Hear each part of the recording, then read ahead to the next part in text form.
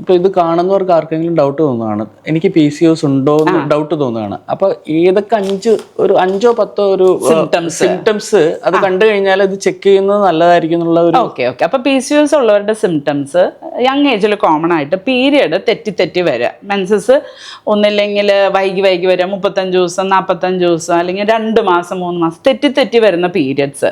ചിലവർക്ക് വൈകി വന്നിട്ട് പ്രൊലോങ്ഡ് ബ്ലീഡിങ് ഉണ്ടാവും.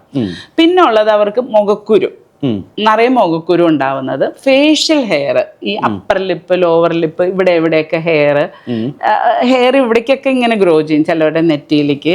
പിന്നെ ഇവിടെ നിന്ന് അവർക്ക് ഹെയർ ലോസ്, അതായത് മെയിൽ പാറ്റേൺ ബോൾനെസ് പോലെ ഈ ഫ്രണ്ടിൽ ഹെയർ കൂടുതൽ പോവും. ചിലവർക്ക് പാച്ചി ആയിട്ട്, ചിലവർക്ക് മൊത്തം ഹെയർ, മുടി കൊഴിച്ചിൽ, ഇങ്ങനത്തെ ടെസ്റ്റോസ്റ്ററോണിന്റെ സിംറ്റംസ്.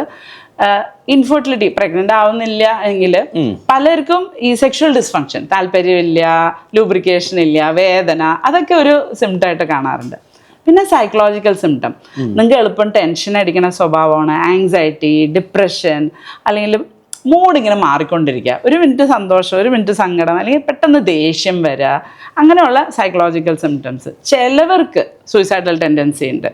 ഇതിനകത്ത് ഒരു സ്കോർ സൂയിസൈഡൽ ടെൻഡൻസി ഉള്ളതിൽ 0, 1, 2, 3 ഞങ്ങൾക്ക് പലർക്കും കിട്ടാറുണ്ട്.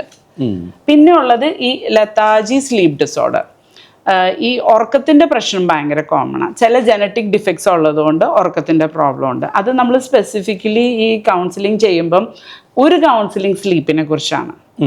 ആ സ്ലീപ്പിനെ കുറിച്ച് പ്രത്യേകം ഇവരെ പറഞ്ഞ് മനസ്സിലാക്കി സ്ലീപ്പ് ഹൈജീൻ എന്ന് പറഞ്ഞ സ്റ്റെപ്സ് പഠിപ്പിച്ചു കൊടുത്തു കഴിയുമ്പോൾ അവരുടെ സ്ലീപ്പ് ബെറ്റർ ആവും. ചിലവർക്ക് നമ്മൾ മെലറ്റോണിൻ കൊടുക്കും. മെലറ്റോണിൻ ഇത് കറക്റ്റ് ചെയ്യാൻ ഹെൽപ്ഫുള്ളാണ്. അത് അപ്പം ഇങ്ങനെയുള്ള ആയത് സൈക്കോളജിക്കൽ സിംറ്റംസ്, അല്ലെങ്കിൽ ഈ ഫിസിക്കൽ പീരിയഡ് റിലേറ്റഡ്, അല്ലെങ്കിൽ ഹെർസ്യൂട്ടിസം, ആക്നെ, ഈ പറഞ്ഞ അക്കാന്തോസിസ്, കളർ ഉണ്ടാവില്ല. അപ്പം നിങ്ങൾക്ക് പീരിയഡ് തെറ്റി വരുന്നു, അല്ലെങ്കിൽ നിങ്ങളുടെ മൂഡിലൊക്കെ എന്തെങ്കിലും പ്രശ്നങ്ങളുണ്ട്, ഭർത്താവുമായിട്ട് എപ്പോഴും അടി, അല്ലെങ്കിൽ നിങ്ങൾക്ക് വെയിറ്റ് എളുപ്പം വെക്കുന്നു, ലീൻ PCOS ഉണ്ട്. വെയിറ്റ് എത്ര ഭക്ഷണം എടുത്തിട്ടും വെയിറ്റ് കുറയുന്നില്ല, എത്ര എക്സസൈസ് ചെയ്തിട്ടും വെയിറ്റ് കുറയുന്നില്ലെങ്കിൽ PCOS ഉണ്ടാവാൻ സാധ്യതയുണ്ട്.